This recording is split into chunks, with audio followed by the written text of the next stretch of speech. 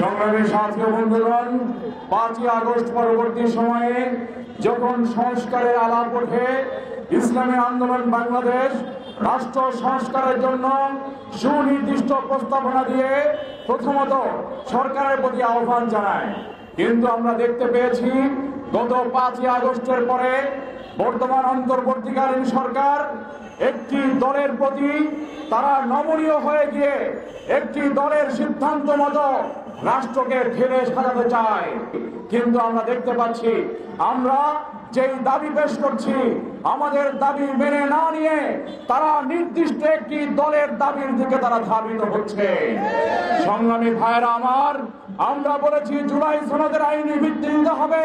জুলাই সনদের আইনি ভিত্তি না দিয়ে কোন নির্বাচন বাংলাদেশের জনগণ মানবে না।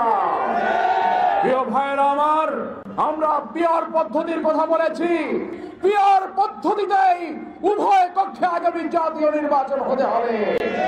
প্রিয় ভাইয়েরা আমার, যেই খুনি ফ্যাসিস্ট হাসিনা সরকার গণহত্যা চালিয়েছিল, আমরা তাদের দৃশ্যমান বিচার এখনো দেখতে পাই নাই। হাসিনাকে এখনো বিচারের আওতায় আনা হয় নাই। আমরা দাবি জানাচ্ছি অনতি বিলম্বে ফ্যাসিবাদের সাথে সংশ্লিষ্ট সকল রাজনৈতিক পক্ষ শক্তিকে বিচারের আওতায় আনতে হবে। তাদেরকে বাংলাদেশের বাড়িতে রাজনীতি করার সুযোগ দেওয়া যাবে না।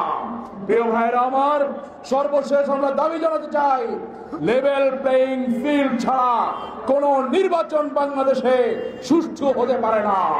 সুতরাং আগে লেভেল প্লেইং ফিল্ড নিশ্চিত করে এরপরে নির্বাচনের আয়োজন করুন।